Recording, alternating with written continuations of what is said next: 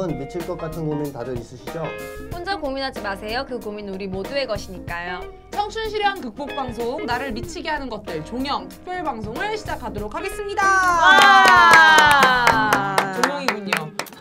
자, 장장 2년간 방송한 청남이가 종영 방송을 하는데 그래도 어떻게 지냈는지 서로 이야기해봤으면 좋겠습니다. 좋습니다. 어떻게들 좀 지내셨는지. 선생님. 저는 특별한 일은 별로 없었고 지난번에 술 먹고 넘어져서 엉덩이에 멍들어가지고 고생했고 저희랑 같이 늦게까지 오랜만에 술을 먹고 드시고 이제 늙었다는 거를 실감했던 시간이었습니다. 옛날 같지 않다. 이제 조심해야 된다. 나이는 속일 수 없다는 거죠. 네, 저는 어제 화순 탄광 사건 선생님 혹시 아시나요? 그 해방 직후 화순 탄광 사건 그 노동자들의 싸움을 그려낸 뮤지컬 한 편을 아주 재미있게 봤는데요. 워낙 이제 지원이 많이 적고 이래서 뮤지컬인데도 불구하고 되게 협소한 소극장에서 봤어요. 그래서 출연 출연 배우들만 50몇 명 맞죠? 52명인가 아무튼 뭐 다 스텝까지 다 포함하면. 그리고 관객들은 100명이 그 좁은 소극장에서 보다 보니까 무릎이 너무 아파가지고 공연 너무 재밌었는데 집중해서 못 본 게 갑자기 생각이 나네요. 그래서 여러분 지금 아마 오늘까지 할걸요? 이제 못 보겠군요. 여러분 화순 탄광 사건 한번 네이버에 검색하시면 좋은 공연 소재가 될 수 있다는 걸 느끼실 수 있을 것입니다. 네. 끝. 알겠습니다. 네. 신기하네. 저도 화순 그 공연 봤거든요. 어제 같이 봤잖아요. 네. 제 옆에 보고. 네네네. 저 너무 감동 깊게 봤고 진짜 뭔가 우리가 그냥 어렴풋이 들었던 미군의 범죄를 정말 더욱더 실감나게 봤던 것 같고 꼭 한번 쳐보셨으면 좋겠어요. 그리고 저도 그 선생님과 동지적인 이런 입장에서 활동해서 그런지 그 술을 마시고 그 몇 년 만에 이렇게 좀 개원했더니 좀 살 빠진 것 같지 않으세요? 월요일 하루만 2kg 빠진 기분이 들더라고요. 기분이 깜짝. 내 몸에 있는 장기가 다 나오는 것처럼 토를 해가지고 제가 오늘까지 식도가 아파서 딱 내일까지 금주하기로 했습니다. 알겠습니다. 네. 그렇게 지냈습니다. 네. 이 정도 그 나이면 충분하겠죠. 네, 좋습니다. 네. 어쨌든 여러분 그 장장 2년간 방송한 청남이가 뭐예요? 웃고 있잖아요 지금. 봤어요 여러분? 이 가식적인 웃음? 아니 타이밍 좋게 사례가 걸렸길래 아쉽게도 이제 마무리할 시간인데요. 좀 어떠신가요? 뭐 지라프는 좀 기분이 어떤지. 이게 1부 방송을 마무리 짓는다고 할 때, 그러니까 1부죠, 맞죠? 이게 지금 2부니까 사실은 1부 방송을 마무리한다고 할 때는 좀 아쉬웠거든요.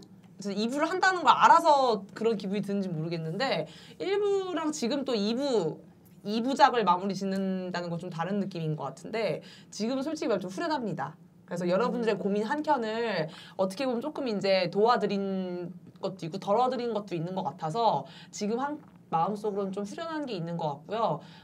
주권 방송에서 저희 셋을 놓지 않는다는 그 얘기를 들어서 루머요. 저는 놓아주기로 했고 두 분이 계속 그랬어요. 네. 언니는 놓아준대요. 네. 그래서 아무튼 또 좋은 기회로 주권 방송 또 마주칠 수 있으면은 덜 보실 수 있으면 참 좋겠다는 생각이 들었습니다. 끝. 여러분 함께해서 즐거웠어요. 네. 저는 우선 이 방송이 이렇게 길게 할 줄은 전혀 몰랐습니다. 왜 선생님 통일될 때까지 하신다고 했잖아요. 맨 처음에 이제 나중에 어쩔 수 없이 이렇게 된 거고요. 처음에 시작할 때는 잠깐 하고 말 거라고 생각했고 한 에피소드 한 몇십 개 정도 다루고 정리가 되지 않을까 이렇게 생각을 했어요.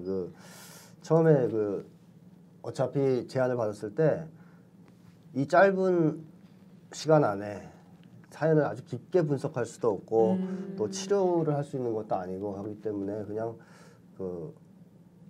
뭐가 문제냐 하는 문제를 규명하는 정도밖에 못한다. 그래서 이제 그런 거 하는 게 큰 의미가 있겠느냐 이렇게 얘기를 할 때 이제 그래도 도움되는 사람들이 있지 않을까 이런 제안을 하셔가지고 시작했는데요. 그래서 시작할 때는 별로 도움이 안 될 테니까 오래 가지 않을 것이다 이렇게 생각했는데 의외로 길게 진행이 됐고 또 미아 모임도 하나 있었잖아요. 예, 그렇죠. 모임도 하나 하고. 그리고 또 강의를 이렇게 지방에 다니고 그러면은 시청하시는 분들이 꽤 있어요. 그리고 외국에서 듣는 분들도 굉장히 많고. 맞아요. 아프리카에서도 한 분 계셨는데. 네, 아프리카도 있고 미국도 있고 캐나다도 있고 뭐 세계 곳곳에서도 듣는 분들이 계시고 그래서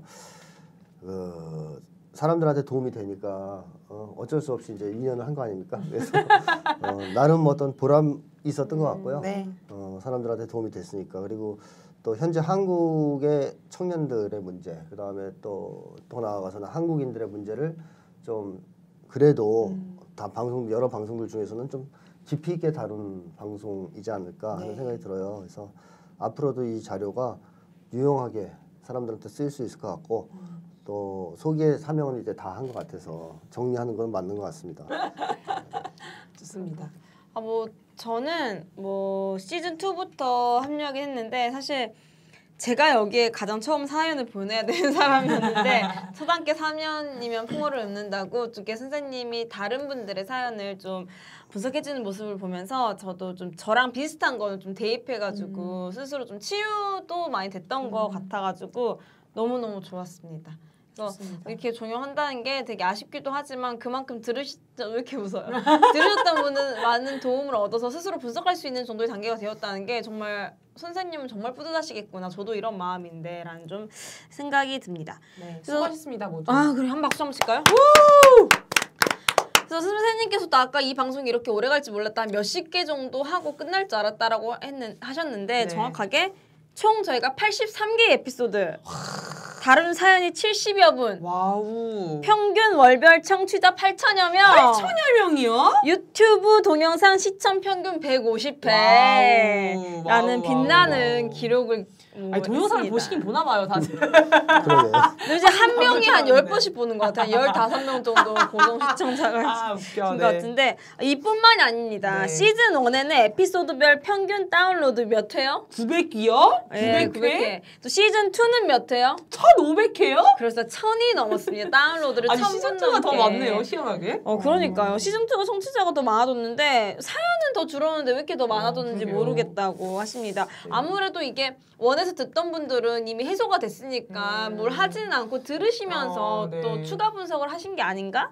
좀 생각이 드네요. 잘 모르겠습니다, 근데. 그래서 최다 다운로드 에피소드를 봐보면은 시즌 2 2회 일부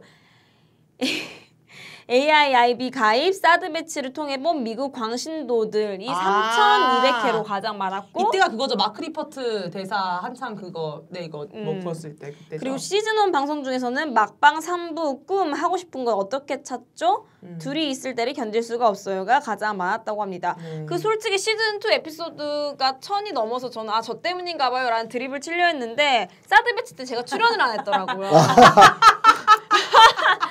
뭐 깔때기를 세우려고 이때가 김민권이랑 같이 했을 때군요. 분석이 도와주지를 않네요. 그래서 뭐 좀 어떠신지 코멘트를 좀 간단히 해주세요. 이 참담한 결과에 코멘트를 달아야 되나요? 아니 언니? 저를 입하지 마시고 이렇게 많은 분들이 청취해주셨다. 여기 좀 입각해서 또 시즌 2 때는 근데 아무튼 사회 분석이 들어간 게 좋았던 것 같아요. 훨씬 그냥 사연 분석을 1, 2부 나눠서 하기보다는 사회 분석을 한 게 훨씬 더 좋았던 것 같고 그거에 사람들의 간지러운 부분은 어떻게 보면 조금 사실 그냥 MBC, KBS, SBS 보는 것보다 이거 보는 게 훨씬 낫잖아요. 사실 정세 분석하고 지금 세상 돌아가는 거 볼 때는 그래서 이게 참 좋았던 것 같고 시즌 사연 방송 같은 경우는 진짜 복습이라고 하기는 좀 그렇고 다시금 이렇게 하나하나 밟아가면서 더 깊이 분석하는 느낌의 요런 맛에 또 청취자분들이 많이 보시지 않았나 싶으면서 저도 또 그런 기분을 같이 느껴서 뭐 코멘트는 이 정도로 간단히 하도록 하겠습니다. 너무 좋았습니다. 이게 또 되돌아보니까 되게 이런 게 있었구나 하면서 되게 또 새롭네요. 감회가. 선생님 좀 이 정도의 저희가 시청자를 보유하고 있다는 거 상상을 하셨는지 상상 못했죠. 그래서 제가 좀 힘들어졌어요. 어디 가면 아는 사람이 간혹 방송 듣는다 하면서 아는 사람이 있어요. 어떻게 하세요? 그럼 방송 듣고 있다 막 이렇게 그래가지고 이제 길 다니면서 침도 잘 못 뱉고 엉덩보다 찌르셨을 때 얼마나 아차하셨을까. 조심스러워지고 있습니다. 좀. 아니 저도 진짜 그래요. 어디 이제 뭐 학생 이렇게 활동하는 친구들 지방 같은 데 내려가면 뭐 전대에서나 부산대에서나 이렇게 안녕하세요 하면은 안녕하세요 이래요. 저한테 이렇게 소리를 하면서 거짓말하지 마. 진짜 한 번도 못 봤어. 그런 거 한 번도 아니야 진짜 아니야. 와 이거 너무 뻔히 솔직히 약간 심하시네. MSG긴 한데 약간 진짜 약간 아니 MS 안녕하세요 진짜 이렇게 연예인분 진짜 안녕하세요 이렇게 하면은 안녕하세요 봤어요. 그래서 저 어떻게 봤어요? 아니면 저 청남이 들었어요. 대박 연예인 보는 건데 저는 진짜 이랬다니까요. 나 진짜 알겠습니다. 한 번도 연예인은 아니고요. 진짜 이렇게 좀 놀라는 걸 봐가지고 방송의 힘이 이런 거구나. 네 언론의 힘을 다시 한번 느꼈습니다. 그 변은의 연예인병을 보신 분은 이 청남이 어떻게든 웃겨. 비슷한 건 아니죠. 어쨌든 방송은 이어갈 것 같으니까 네네. 어떤 형식으로든 그 제보를 좀 주십시오. 네 좋습니다. 그동안 청남이를 사랑해 주셔서 많이 감사드리고요. 이대로는 끝내기 아쉽다. 우리 특별 방송 좀 해야 되지 않겠느냐 해가지고 마무리 특별 방송으로 한반도 정세와 한국 사회의 그 심리를 총체적으로 분석을 해보는 시간을 좋아요. 갖기로 했습니다. 그래서 네. 한 3회 정도 한다고 하는데 네 한다고 합니다. 앓는 소리 내셨어요 김태형님이. 선생님 아까 오실 때 네 2회 아니었냐. 네 맞아 오늘이 마지막 아니었냐고. 오늘 하시다가 2회였던 것 같다 하시면서 왠지 다음 시간에 4회로 늘어나고 5회로 늘어날 것 같은데 좀 네. 어떻게 될지 모르겠는데 일단 특별 방송도 좀 힘있게 좀 진행해 볼 수 있도록 하겠습니다. 좋습니다. 그래서 본격적으로 종영 특별 방송 이슈 네 여기 이슈 네. 까먹었다. 네. 시작하도록 하겠습니다. 와.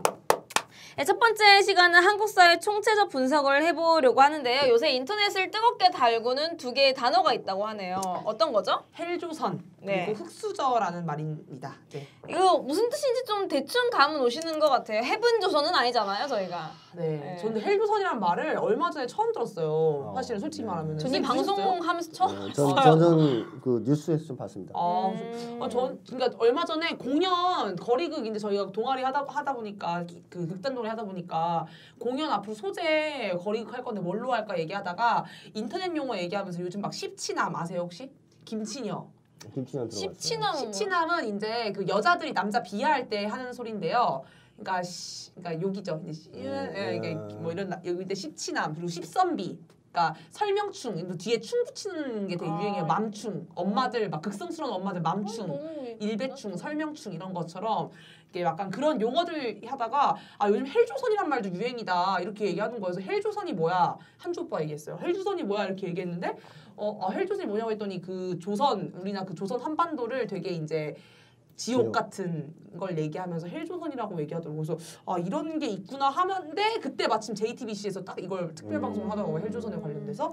그래서 이런 뜻이구나. 근데 아무튼 인터넷상에서는 되게 뜨겁게 달구고 있는 용어라고 합니다. 사실 그 헬조선을 이야기하려면 흑수저가 빠질 수가 없는데 원래는 금수저라는 거 원체 우리가 네. 잘 알았었는데 흑수저는 그 완전 정반대인 경우죠. 그래서 그냥 뭐 이건 설명드리기보다 하나의 사례를 얘기 드리면 될 것 같아요. 지난 15일에 최경환 부총리 지역구 사무실에서 인턴으로 근무했던 황 모 씨가 36명을 선발하는 공기업 채용에서 2,299등으로 합격했다는 소식이 알려지면서 공부를 했던 게 이제 흑수저와 금수저인데 여기 뭐 금수저 케이스겠죠. 뭐 36명을 선발하는데 2,299등이 될 수 있었을까 엄청난 뭐 초능력이라도 있나요?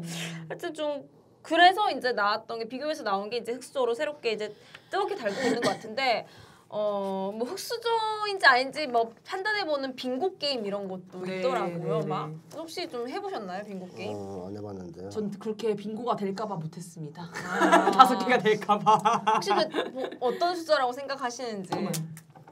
변은혜는 본인이 어떤 숫자라고 생각하시나요? 저요?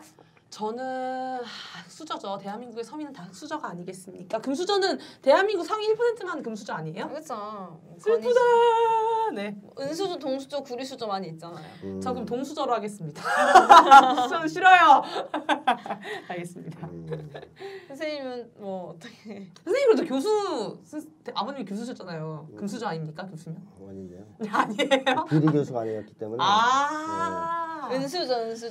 동수저도 될 건다. 네. 저희 아빠가 건대에서 가게 2개 하고 계시기 때문에 동수저 하겠습니다. 죄송합니다. 농담입니다. 언니는요? 저도 뭐 언니 부자잖아요. 아버님 전남대에서 저거 시절 좋을 때였고요. 제 아버지가 연세가 70대를 넘어가면서 저도 많이 동수저로. 알겠습니다. 우리 흑수저는 다 아니네요. 아니고 뭐지? 싶다고 생각을 하는 거겠죠. 네, 알겠습니다. 한국 사람의 대부분이 자기 중산층이라 생각하지만 네, 그 네, 모두가 다 서민이라는 뭐 그런 지금 비슷한 우리 것 애들이 같은데. 흑수저입니다. 네, 우리는 모두 흑수저예요. 저희 자식들이 다 흑수저. 아, 그러겠네요. 그래서 흑수저가 뽑은 대한민국이 헬조선인 이유 74가지가 네. 있다고 하는데 이 이유들을 통해서 좀 한국 사회를 분석해 보면 좋을 것 같습니다. 그래서 이 내용을 하나하나 읽어보면서 적당한 사례를 좀 짚어보면 될 것 같은데 네. 그래서 74가지를 통해 분석을 해보겠는데 이것들 중에 좀 우리가 많이 방송에서 다뤘던 거 이런 거 중심으로 좀 읽어보겠습니다. 우선은 사회의 모순을 지적하면 빨갱이 패배자가 되는 국가. 이래서 헬조선이다. 네. 그리고 뭐 젊은이들이 아프면 청춘이 되는 국가. 이때 이거 얘기하면서 나온 게 아프면 환자지 누가 청춘에 유병재가 그때 그런 말을 했었죠. 되게 그쵸. 많은 환호를 받았었는데 그때. 그리고 이것도 연결되는 것 같아요. 세상 모든 문제가 내 마음가짐에 좌지우지되는 국가. 정말 네 요즘 어른들이 많이 하는 얘기죠. 이거 다 겹치는 것 같아요. 열정과 노력이 열정과 노력이라는 두 단어로 모든 사회 문제가 해결되는 국가. 이런 것들이 있고요. 그다음에 정부가 잘못해서 나라가 망했는데 국민이 욕을 먹더니 급기야 미안하다면 전 국민이 손주 돌반지에 할머니 금리까지 빼서 나라에 상납하는 국가. 이때가 IMF 얘기하는 건가요? 네, 제 돌반지 다 여기로 갔어요. 네, 저도 금리가 할머니 금리가 일로 갔던 걸로 기억합니다. 의무는 산더미인데 권리는 거의 없는 국가. 이게 진짜 컸던 것 같아요. 네 목숨은 네가 알아서 챙겨야 되는 국가. 뒤에 뉴스 JTBC에서 나온 거 보니까 그 뭐지 세월호 문제로 인해서 더 이게 심화됐다고 그런 얘기를 하더라고요. 네. 그 기업이 애국심으로 돈 버는 건 아름다운 일이지만 국민이 기업의 애민심을 요구하면 피해의식에 찌든 반사회성 인격 장애자가 되는 국가. 돈을 많이 벌수록 세금을 더 적게 내는 국가. 우유값 인상을 핑계로 생필품 값이 오르더니 마침내 나비 효과를 통해 자동차 출고 가격까지 올라가는 일치단결된 국가. 절이 싫으면 중이 떠나야 하는 국가. 전 이게 좋았어요. 빚지고 토굴 같은 단칸방에서 죽지 못해 사는 자들이 재벌의 인생을 걱정해주는 국가. 이게 23번에 이게 되게 그러네요. 그렇습니다. 또 한국 사회를 비판했더니 내 부모님도 한국인이니 나의 주장이 틀렸다고 말하는 국가. 이것도 좀 공감이 되네요. 나이가 벼슬인 국가. 좌우 구분이 어려운 국가. 위아래 구분은 확실한 국가. 이것도 재밌는 게 많은 것 같아요. 스펙이 낮으면 스펙을 높이라고 하고 스펙이 높이면 눈높이를 낮추라는 국가. 오마이갓. 개인주의와 이기주의를 구분하지 못하는 국가. 독립운동하면 3대가 망하는 국가. 매국노가 고위층이 되어 잘만 살아가는 국가. 네. 종북논리 하나면 독재자도 지지율이 치솟는 국가. 정당한 권리를 위해 시위를 하면 종북 빨갱이 취급받는 국가. 전 이거요 이거. 군대 면제된 매국노의 후손들이 군필한 일반 국민들에게 애국심 부족하다고 호통치는 국가. 그러네요. 네. 정당한 권리를 위해 이거 했죠? 네. 시위를 하면 종북 빨갱이 되는 국가가 있었고요.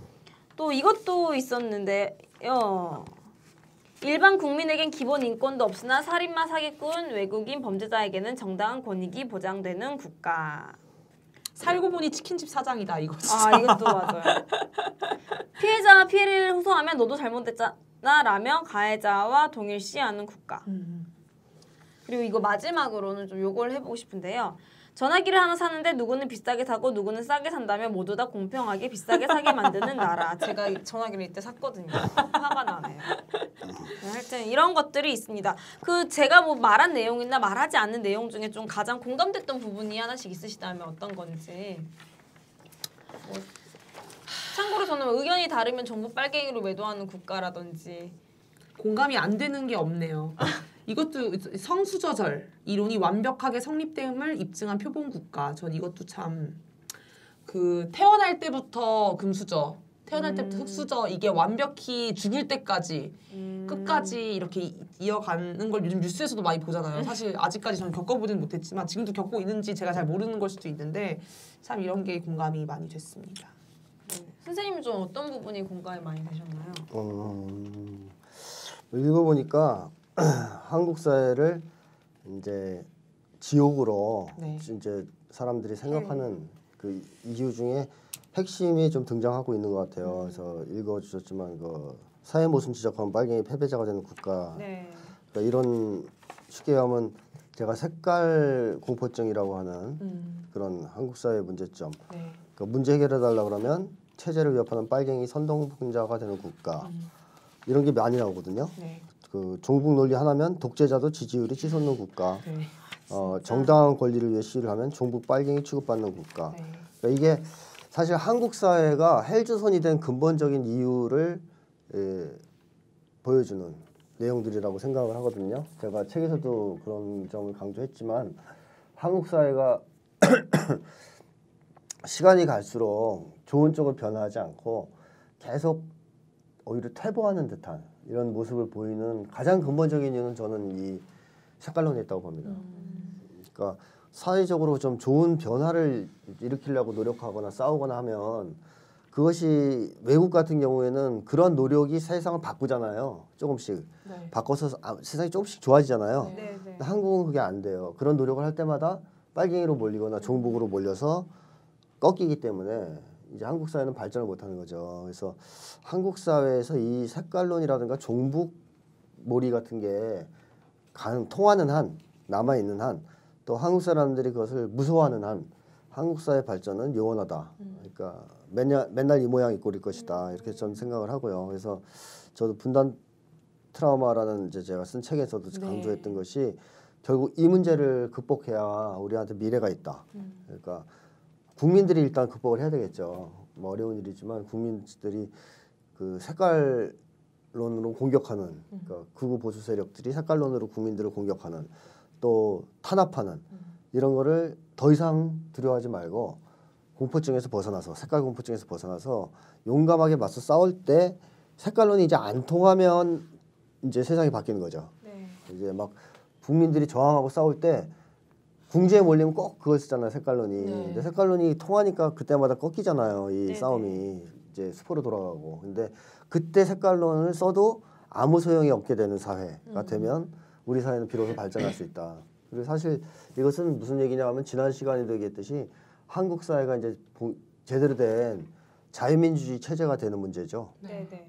자유민주주의 체제가 지금 아니고 파시즘 체제이기 때문에 색깔론이 지금 통하고 있는 것이고 그게 가능한 것인데 한국 사회가 지금 파시즘 체제로부터 자유민주주의 체제로 완벽하게 전환이 좀 돼야 됩니다. 근데 그게 군사 독재가 타도됐다고 됐다라고 생각하는 사람들 있잖아요. 네. 이제 그런 사람들은 완전히 이제 바보인 거죠. 바보인 거고 한국은 여전히 파시즘 체제입니다. 왜냐하면 사상의 자유라든가 정치 활동의 자유가 전혀 허용되지 않고 있고 인정되지 않고 있기 때문에 네. 한국은 파시즘 체제입니다. 이 파시즘 체제 자체가 바뀌어야 됩니다. 완벽하게 민주주의 체제로.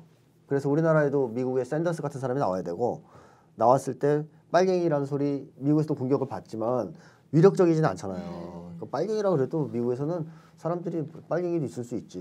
뭐 빨갱이도 뭐 당연히 정치 활동할 수 있지. 이런 식의 그래도 자유민주적 기본 권리가 보장되는 사회고 샌더스가 스스로 사회주의라고 했다 그래서 감옥 가는 거 아니거든요.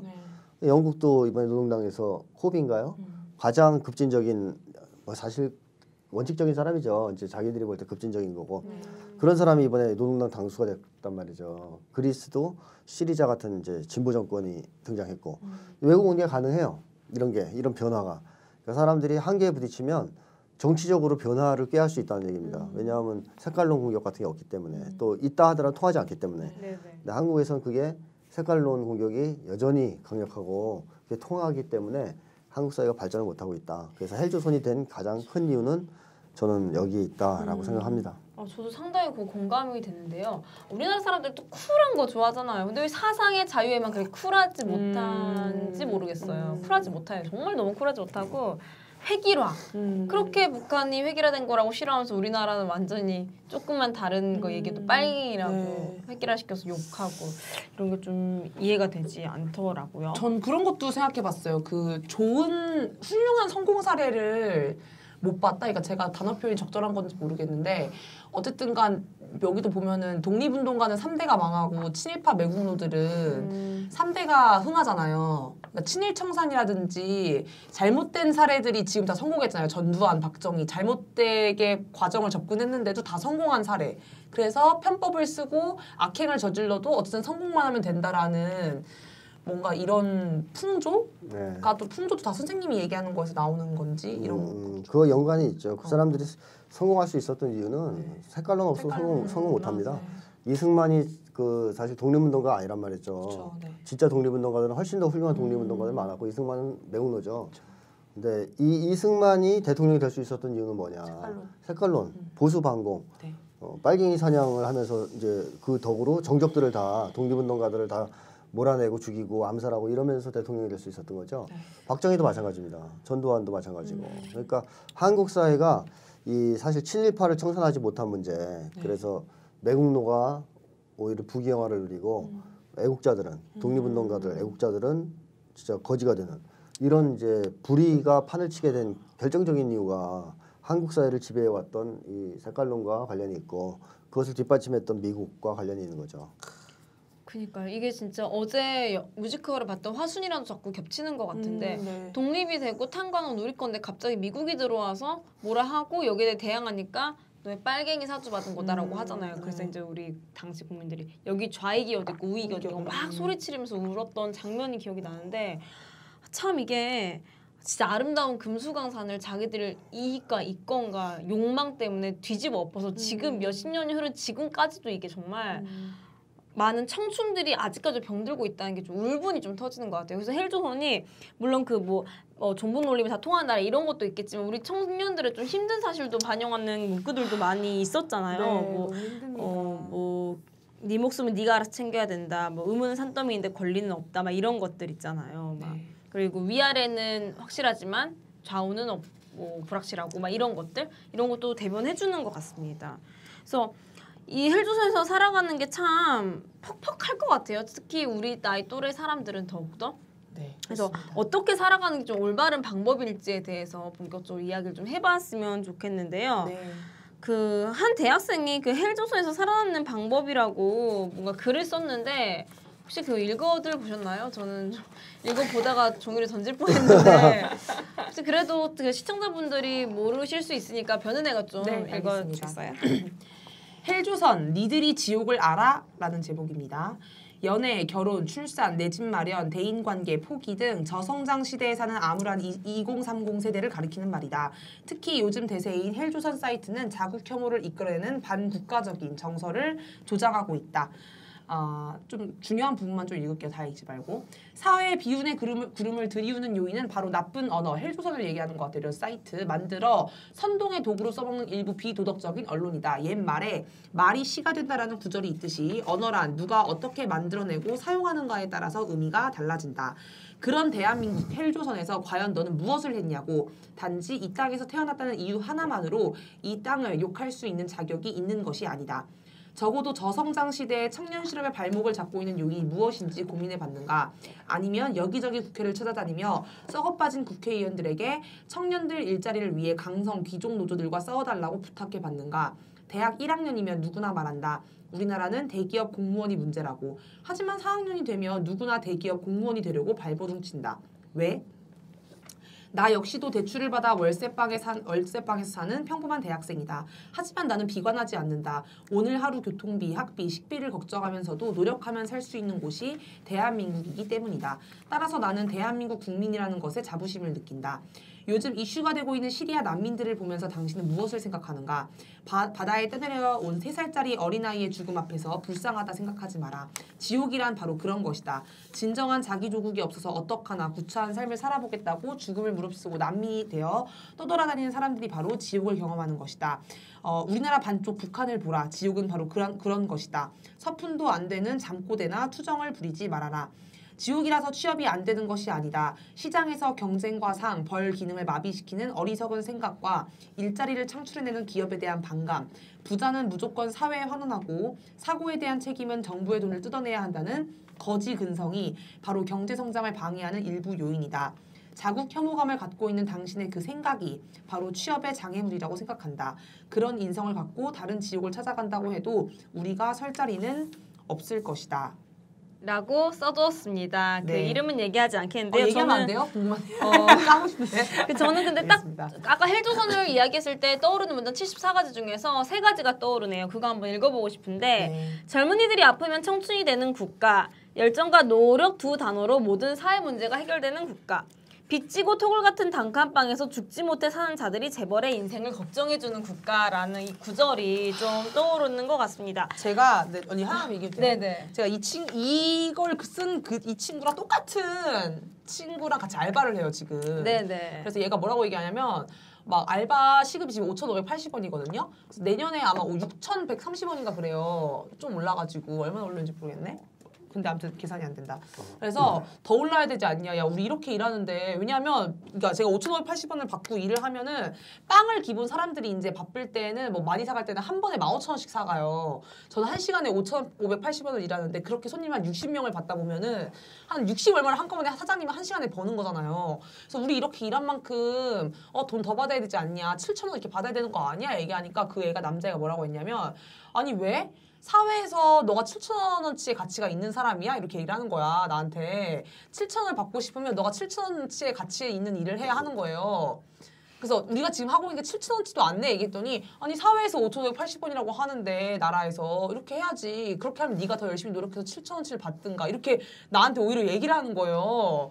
이거랑 똑같은 친구여서 정말 아 진짜 이런 친구 이 생각을 존중해야 되는 거지만 아 이런 애들과 같이 젊은 세대를 공유하고 있다는 게 참 갑자기 제가 너무 서글픈 거예요. 이렇게 뭉쳐도 힘든데 안타깝네요. 네 안타까웠어요. 진짜 그 애 생각이. 그래서 이거에 대해서도 참 이게 정말 젊은이들이 살아가는 이 시대의 방법인 건지 갑자기 큰 고민 비슷한 거 미국에서도 유명한 시트콤의 그 멘트가 있잖아요. 최저시급이 왜 최저시급인지 알아? 최저로 일하라고 최저시급을 주는 것이다. 대박. 근데 일은 최대치를 요구하면서 최저시급을 받는 것은 최대치로 일하고 최저시급을 받으라고 얘기하는 건 거의 뭐 아나무인적인 태도라는 좀 생각이 듭니다. 그래서 이런 청년들이 이런 생각을 갖는 사람들이 이 학생과 같이 알바하는 그 남학생뿐 아니라 정말 많을 거예요. 많아요. 진짜 많아요. 그래서 좀 안타까운 것 같은데 선생님 진짜 제대로 살아가는 법이 있다면 좀 어떤 것일지.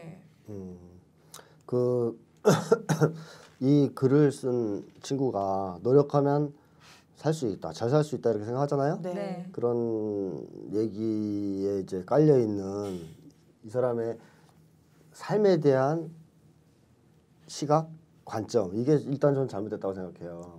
그러니까 이 친구가 얘기하는 노력하면 살 수 있다, 다 누구나. 그게 뭘 의미하는 겁니까? 수능. 그러니까 돈을 많이 벌 수 있다는 얘기잖아요. 아, 네, 그렇죠, 그러니까 그렇죠. 노력하면 너도 돈 벌 수 있다는 얘기잖아요. 네네네. 그러니까 잘 살 수 있다라는 얘기는 이제 돈 많이 벌 수 있다는 얘기고, 네. 그러니까 이 친구들이 가지고 있는 세계관이나 인생관이나 삶에 대한 태도는 거의 돈이에요. 네, 돈 네, 중심. 네. 그래서 잘 사냐 못 사냐는 기준은 다 돈이고. 근데 이제 문제는 이거죠. 이 친구들이 과연 돈이 잘 사는 건지, 돈을 많이 버는 삶이 잘 사는 삶인지 거기에 대한 고민이 있느냐 하는 거죠. 고민은 아마 제가 볼 때는 없는 것 같아요. 없고 그냥 이 한국 사회가 오랜 세월 동안 이런 가치관을 주입시켜 왔기 때문에 자기도 모르게 그냥 그렇게 믿고 있는 것인데 이거 자체를 의심해 볼 필요가 있다. 잘 사는 게 다 도대체 뭐냐. 돈 잘 벌고 이런 게 잘 사는 거냐. 그리고 사실 우리 한국 사람들이 그동안 이 국가나 이제 국가라기보다는 정부 이제 특히 극우 보수 세력이 이제 한국 사람들한테 계속 집요하게 세뇌해 왔던 것이 돈을 많이 벌면 행복해진다. 네. 돈을 많이 버는 게 잘 사는 거다. 뭐 돈 많은 게 최고다 하는 가치관을 계속 주입시켜 왔잖아요. 개같이 벌어서 정승같이 쓰자.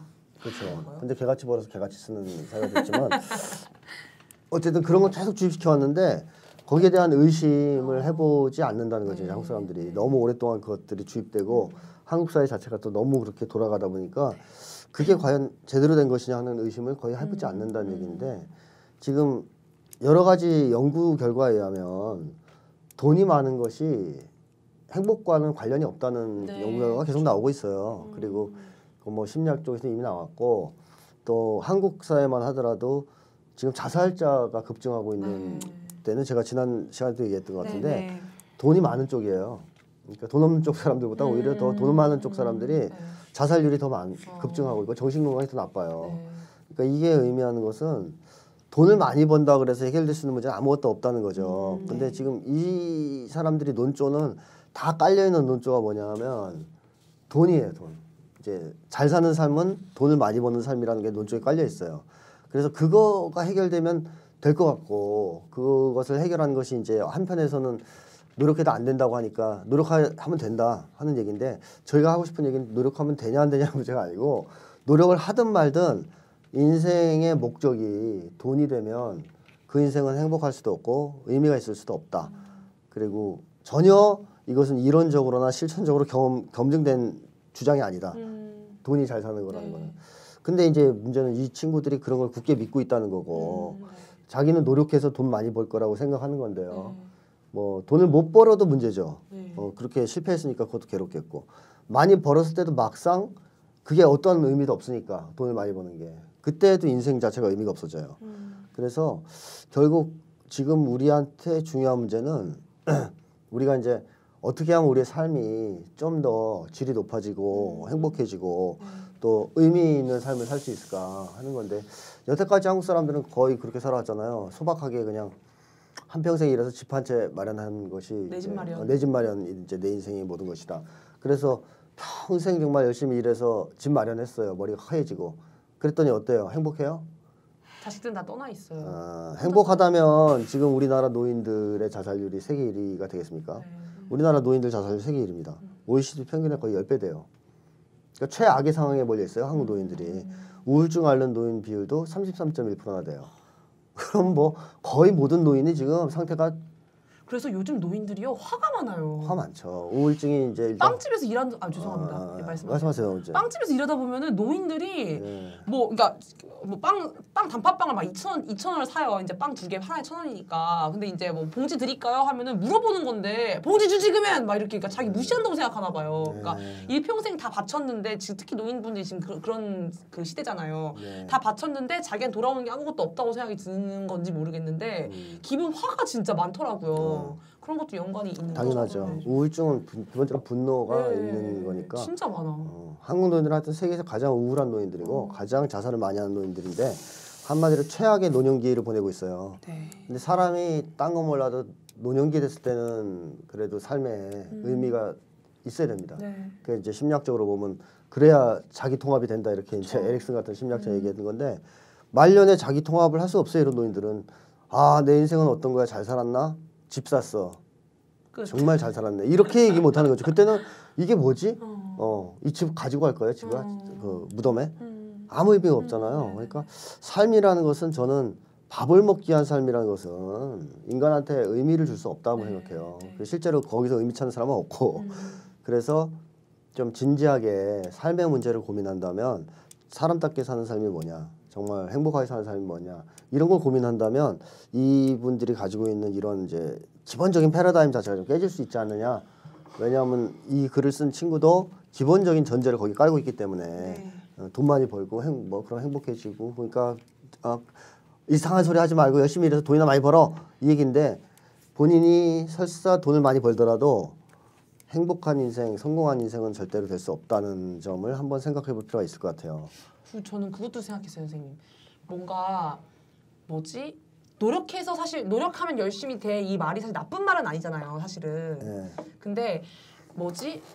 제가 진짜 같은 얘기하면서 안타까운 거는 노력해도 지금은 안 됐잖아요, 구조상. 근데 그 구조에 대해서는 비판하지 말고 그냥 너가 열심히 개인적으로 노력하면 지금 청년들한테 얘기한 게 그런 거잖아요. 개인 노력하면 다 되니까 구조에 대해서는 그냥 아닥해. 그러니까 아가리 닥쳐라는 말 죄송합니다. 조용히 해. 조용히 해. 그러니까 그게 너무 안타까워요. 그러니까 전반적인 선생님이 얘기하는 큰 그림을 보고 세계관을 좀 갖추고 보다 보면 이 대한민국의 구조가 열심히 노력해도 개인 노력해도 안 되는 사회고 경쟁으로 가면 안 되는 사회인데 이게 그냥 자연스럽게 되고 우리 청년들 사이에서도 이게 이렇게 갈라지는 게 열심히 노력해라 구조를 얘기한다 이런 갈라지는 게 그게 너무 안타까운 거예요. 안 되는데. 그것도 되게 웃기게 노력하면 되겠죠. 노력이라는 그런 테스트에 한 1,000명이 도전한다면 10명은 되겠죠. 미친 듯이 피 튀기고 나머지 990명은 나락으로 떨어지면서 10명은 될 텐데 그 10명이 내가 될 것이라는 생각을 하면서 계속해서 얘기했던 거고 이 1,000명이 함께 잘 사는 사회 위해서는 일부에서는 노력으로 안 되고 우리 모두 잘 살아야 한다는 얘기를 하고 있는 건데 그러니까 이제 구조 말씀하셨으니까 이제 제가 조금 말씀드리고 이제 그 얘기인 거죠. 노예제 사회를 생각해 본다면 이제 노예들이 다수잖아요. 거의 노예들인데 노예들한테 노력하면 너희도 잘 살 수 있어라고 얘기할 수는 있어요. 그죠? 열심히 노력하면 좀 부유한 노예는 될 수 있겠죠. 하지만 노예라는 신세는 바뀌지 않죠. 이게 이제 중요한 겁니다. 이게 이제 구조가 사람을 정말 노예 처지에 놓이게 하는 구조냐 아니면 그런 어떤 불평등한 이제 불합리한 이런 시스템이 없는 상태에서의 이제 선의의 경쟁이냐 하는 건데요. 만약에 이제 노예제의 경우에는 노예들한테 노력하면 되라고 얘기하면 그건 사기꾼이죠. 사기꾼이고 노예들은 아무리 노력해도 노예 신세에서 벗어날 수 없어요. 안 맞는 노예 돼. 안 맞는 노예가 되든가 뭐 노예에서 돈 많이 벌어서 노예에서 탈출할 수는 있지만 그게 또 해방될 수 있는 건 완전한 아니에요. 탈출, 네. 그게 해방은 아니에요. 왜냐하면 스파르타쿠스도 사실은 탈출할 수가 있었어요. 그 유명한 이제 뭐 스파르타쿠스를 보면 검투사란 말이에요. 싸움 엄청 잘해요. 그러니까 사실 스파르타쿠스가 처음에 그 노예주들을 다 때려잡고 부하들 이제 검투사들하고 힘을 합쳐서 봉기를 일으켰을 때 그 초기의 세력이면 네. 정말 우리나라로 치면 정예부대 아닙니까? 검투사들이니까 네. 제일 싸움 잘하는 사람들이에요. 이 사람들이 섬하나 무인도 가서 사는 거 왜 안 되겠습니까? 되죠. 네. 근데 왜 안 가요? 무인도로. 구조 아니 무서워서 중간에 이제 겁먹었죠. 그거죠. 그거는 자유가 아니라는 얘기죠. 도피지. 그래서 뭐 제가 영화인데 미국 영화인데 그지 같은 영화인데 제가 그 말이 하도 인상 깊어서 자주 얘기하는 게 있어요. 책에서도 쓰고 그게 뭐냐면 이제 누군가가 어떤 일을 하려고 그러는데 안 한다 그러니까 친구가 그래요.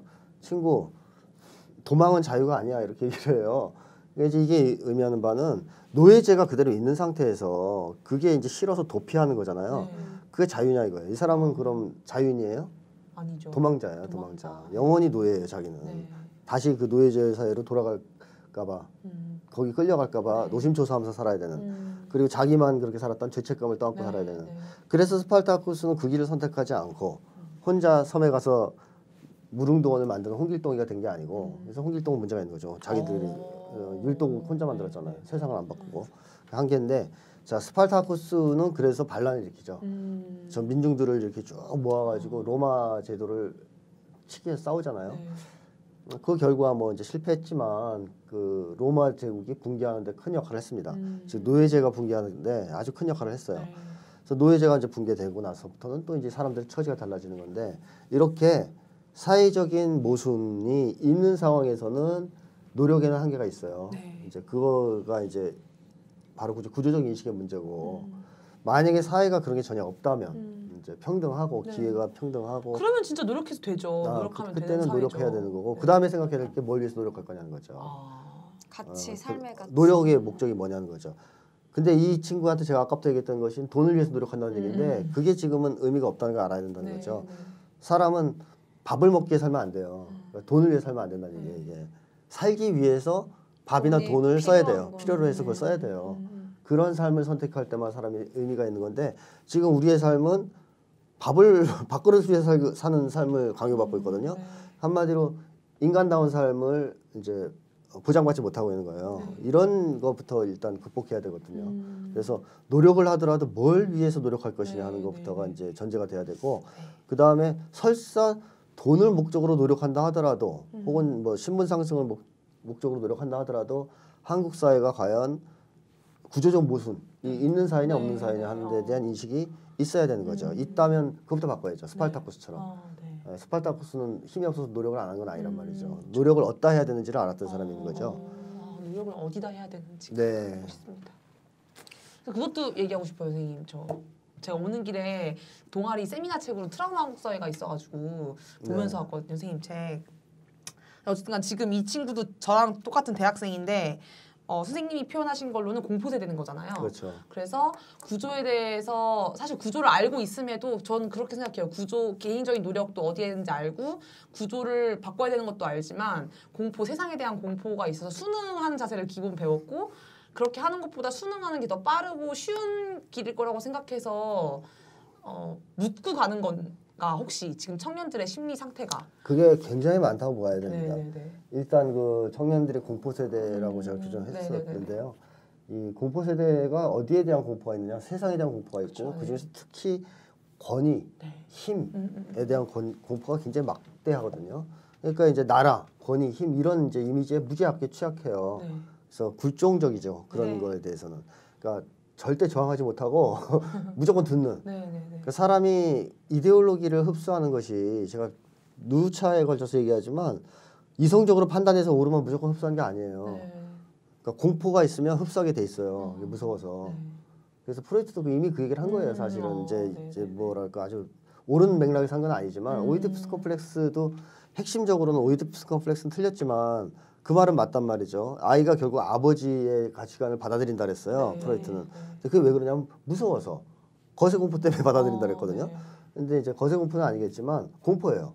그러니까 아버지가 무서우면 아버지의 가치관을 받아들인단 말이에요. 이렇게 이 두려움이나 공포를 갖고 있으면 그런 공포의 대상이 주장하는 가치관을 무조건 받아들이게 돼 있어요. 네. 왜냐하면 거기에 저항하면 너무 무서우니까. 네. 그 공포 때문에. 그래서 이 공포 세대일수록 이런 가능성이 있다. 그러니까 권위나 힘에 맹종하거나 굴종하거나 순응하려는 경향은 더 심해진다 하는 거죠. 그래서 이 친구들이 정말 정확한 판단 하에서 가치관의 문제로 이렇게 행동을 하는 것이냐 아니냐를 보려면 불의를 봤을 때 과연 공정하게 행동하느냐, 어떤 불의에 대해서도 용감하냐 하는 걸 봐야 돼요. 예를 들면 윤일병 사건 같은 경우에 거기에 들어갔을 때 그런 장면을 봤을 때 저항할 수 있느냐. 그렇다면 이 사람은 뭐 이런 글 써도 괜찮은 사람이겠죠. 근데 아니다. 거기 들어가서 같이 하거나 거기에 같이 동조하거나. 동조해서 윤일병을 때리고 괴롭혔다. 하면 이 사람은 이 글을 쓴 이유는 정말 이론적으로 이렇게 믿어서라기보다는 이 권위나 힘이 주장하는 이데올로기를 절대로 거부할 수 없는 심리를 가졌기 때문일 것이다. 이렇게 추측하는 게 맞죠. 그게 사라지면 이 이제 뭐랄까 견해, 자기 이제 신념 이런 것도 바뀌겠죠.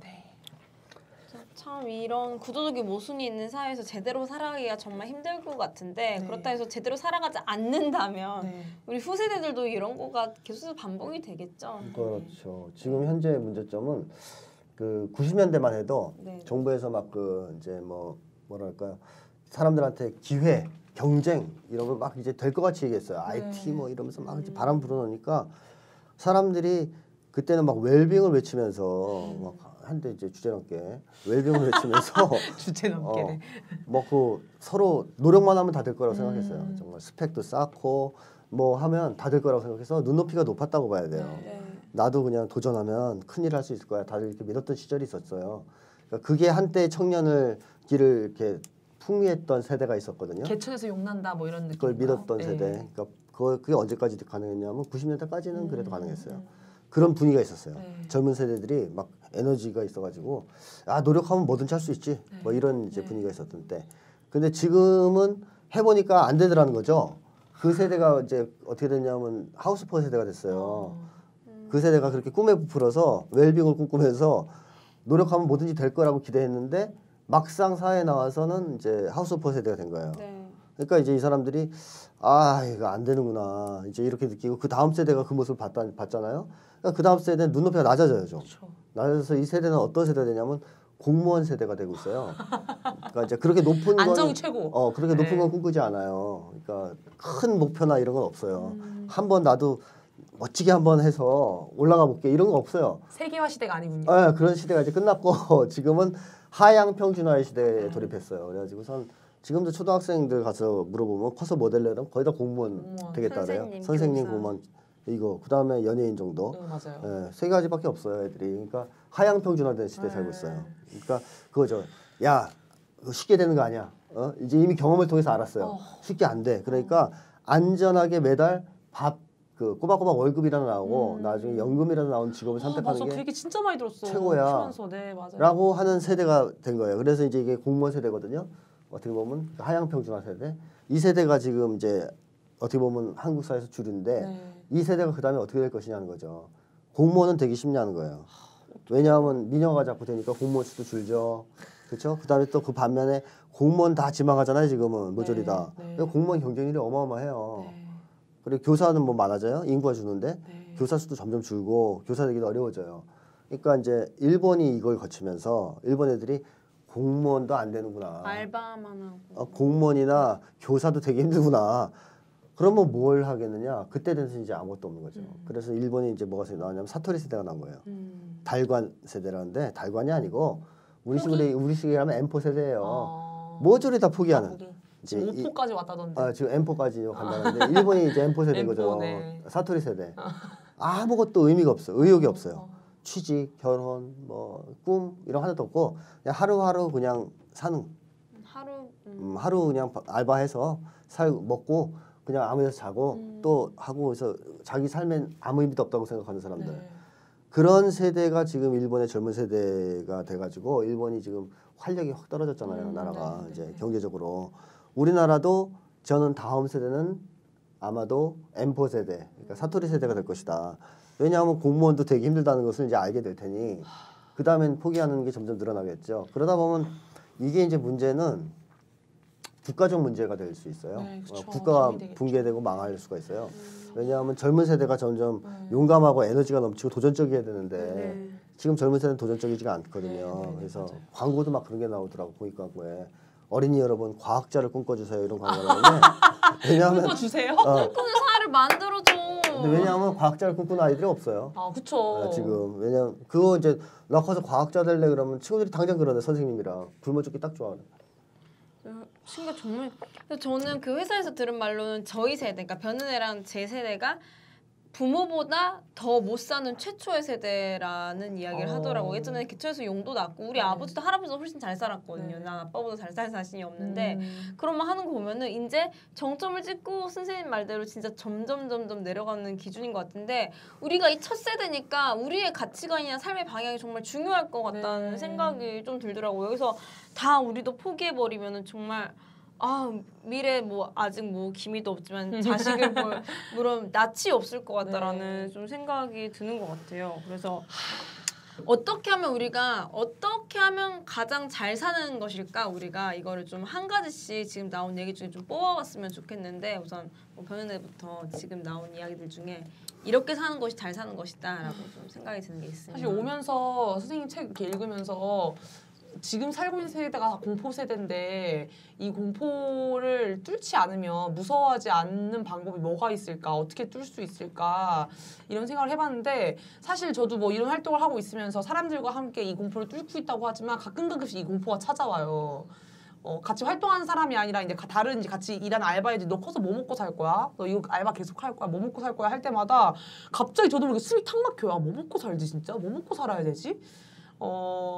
그래서 아직 저도 완벽하게 이 공포를 뚫는 방법을 생각하진 못했지만 계속해서 노력은 하고 있거든요. 그래서 함께 노력하는 파티원을 모집합니다.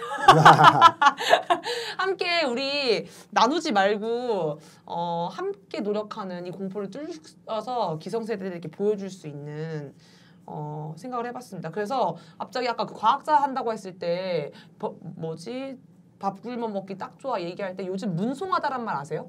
몰라요.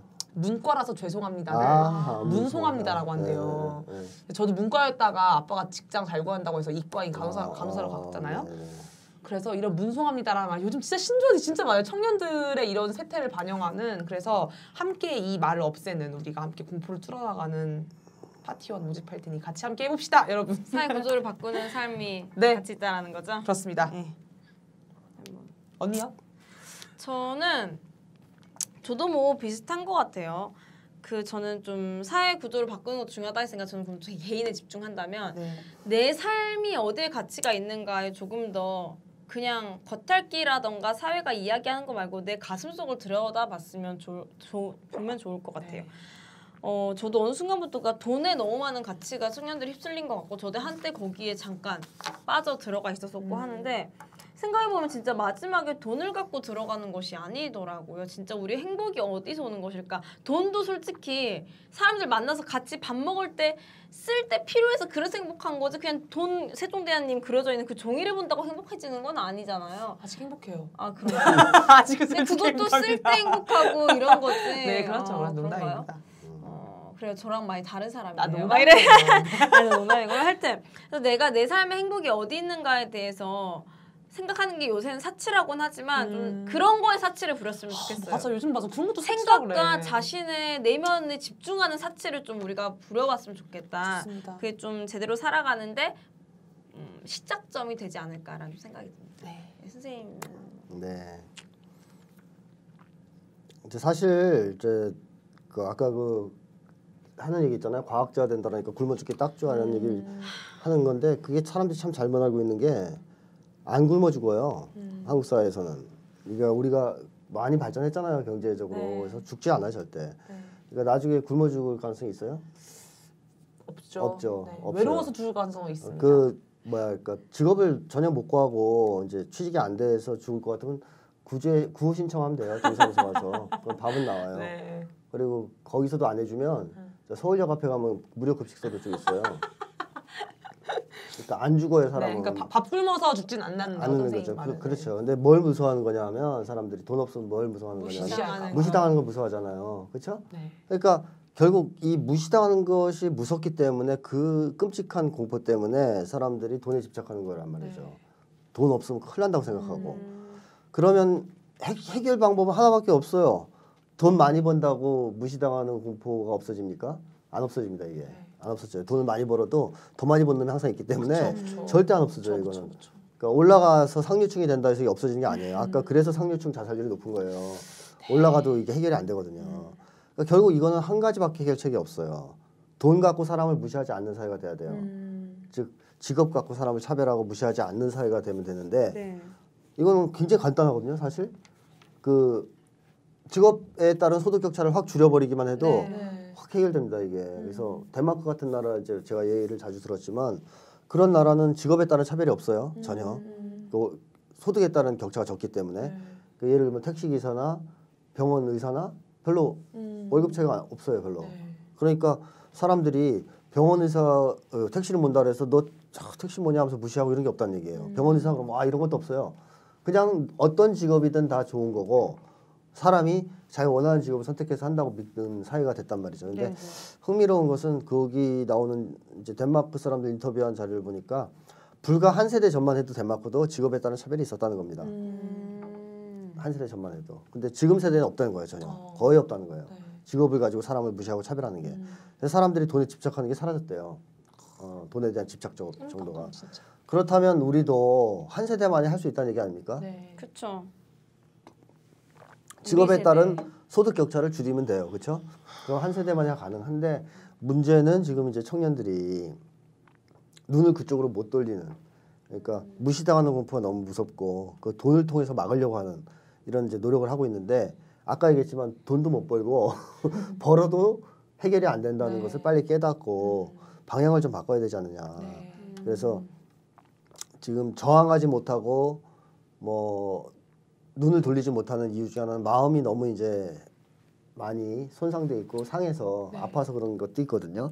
그러니까 공포가 너무 심하다든가 결핍이 너무 심해서 다른 사람들의 눈을 너무 심하게 의식한다든가 해서 당면에서 사람들의 시선을 피할 길이 없다 내가 네. 도저히. 그래서 그때 그렇게 되면 더더욱 돈을 벌려 하겠죠. 네. 계속 남의 눈을 의식하면서 살면. 네. 그래서 그런 여러 가지 문제를 일단 극복하기 위한 치유가 필요하고 치유하는 과정에서 연대가 꼭 필요하죠. 연대 연대. 중요합니다. 연대가 필요합니다. 이제 방향을 좀 바꾸자 하는 사람들의 연대가 필요하고 네. 그 연대를 통한 변혁이 필요하죠. 이 세 가지가 이제 박자가 맞아야 되는데 여기에 이제 정치가 대답을 해준다면 희망까지 생기는 거죠.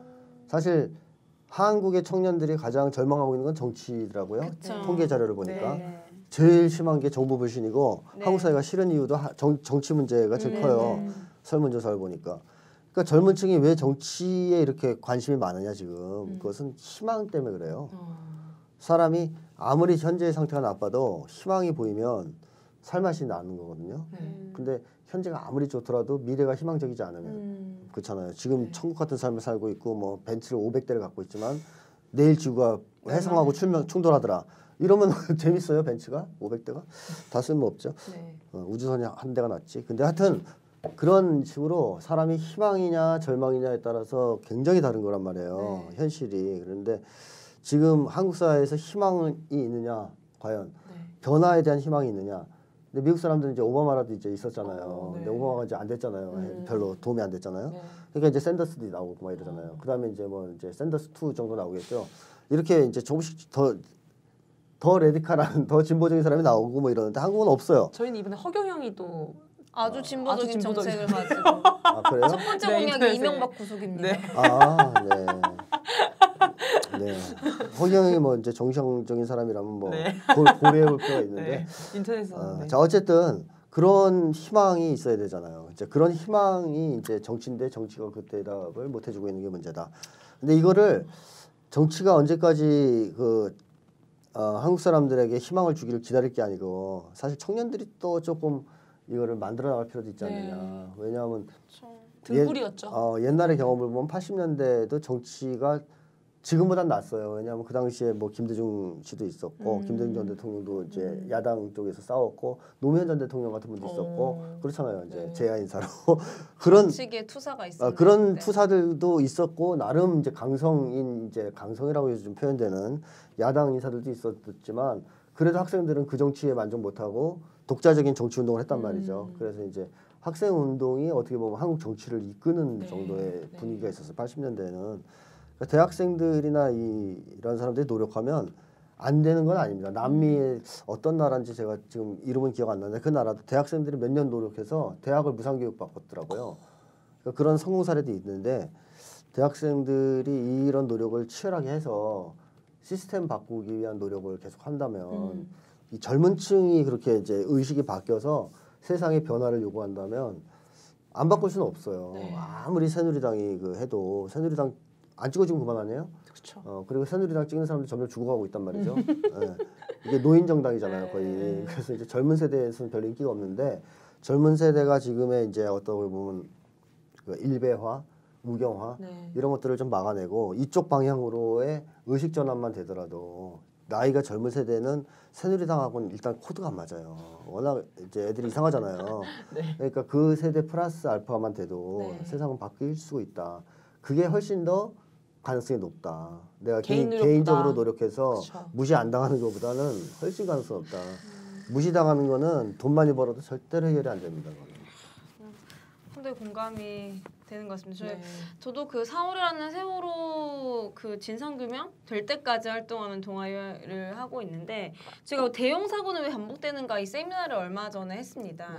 근데 그 좀 하다 보니까 대형 사고가 반복되는 이유는 현상에 집중해서더라고요. 그러니까 문제는 있고 이 문제의 본질은 있어. 시스템을 바꾸는 게 본질이고 그래야지 모든 게 해결이 되는 건데 단순히 뭐 세월호가 일이 났으니 수학여행 금지한다 이런 말도 안 되는 겉핥기식 해결을 하고 있는 건데 저는 이게 똑같이 대입이 된다고 생각해요. 문제는 지금 사회 구조적인 문제고 이렇게까지 우리 사회가 개인이 노력해도 안 되고 청년들이 힘들게 만드는데 개개인이 노력하는 거는 수학여행을 금지하는 거랑 다를 바가 없는 거죠. 문제는 구조적인 거. 선생님 말씀하신 이 구조를 모두가 연대의 힘으로 바꿔내야 되는데 그러는 것이 훨씬 더 쉽다라는 거죠. 대형 사고가 반복되는 이유도 이것 때문이기 때문에 우리 세대의 불행이 반복되고 더 힘들어지는 것도 이 현상에 집중하다 보면 그렇게 될 수가 있다라는 생각이 들고요. 그렇기 때문에 우리 모두는 정말로 행복해지기 참 힘들 것이다. 그래서 지금이야말로 뭐 청춘들 그리고 우리 깨어있는 기성세대들이 좀 합쳐가지고 좀 이 바꿔보는데 용기를 내야 될 때가 아닌가라는 좀 생각이 드는 것 같습니다. 좋습니다. 네네. 좀 이것으로 이야기를 좀 마무리해봐도 될까요? 네, 좋습니다. 저희 청남이가 어찌 보면 아까 치유, 연대, 변혁, 희망이라고 하셨는데 연대의 과정을 함께 밟고 가고 있는 게 아닌가. 듣고 있는 모든 청취자가 변혁을 꿈꿉시다. 아마 공감대가 있고 이런 얘기 함께 나눌 수 있다는 게 직접 보지는 않아도 상당히 마음에 위로가 되고 또 이렇게 뭔가 끈끈한 뭔가가 생기거든요. 좋습니다. 네. 연대합시다. 연대합시다. 그래서 청남이 그 청취 후기들을 좀 보내주시기를 요청을 드리고 싶어요. 파티원 모집합니다. 네, 파티원 모집합니다. 왜냐면 마지막 방송은 이제 들어온 이런 후기들을 함께 이야기하면서 좀 이야기하는 식의 방송을 좀 후기 진짜 안 읽은 지 싶거든요. 오래됐어요. 옛날 후기 많이 왔는데. 아, 그런가요? 네. 네, 근데 그 다운로드 횟수는 올라갔다고. 네, 축하드립니다. 아, 시즌 2. 아니, 제가 없을 때 가장 많이. 네. 그래서 그 함께 꼭 후기 보내주시고요. 그리고 특별 종영 방송 아직 끝나지 않았습니다. 계속해서 한 2회 정도 더 진행할 거니까요. 그때까지 계속된 관심 부탁드리고 다운로드 횟수 이번에 2000 찍어봅시다. 이거 2000! 좋습니다. 특별 종영 방송 2000 찍어. 파티원 2000 모집합니다. 네네. 계속해서 파티원. 그러면 이것으로 특별 종영 방송을 마치도록 하겠고요. 그 다음 방송은 2주 뒤에 그렇습니다. 네, 진행할 수 있도록 하겠습니다. 그럼 2부의 그 다음 방송에서는 한국 사회뿐만 아니라 한반도를 둘러싼 이 전반적인 문제들에 대해서 이야기해보는 시간을 가질 수 있도록 하겠습니다. 네. 그러면 2주 뒤에 봐요, 여러분. 아 제발 2주 뒤에.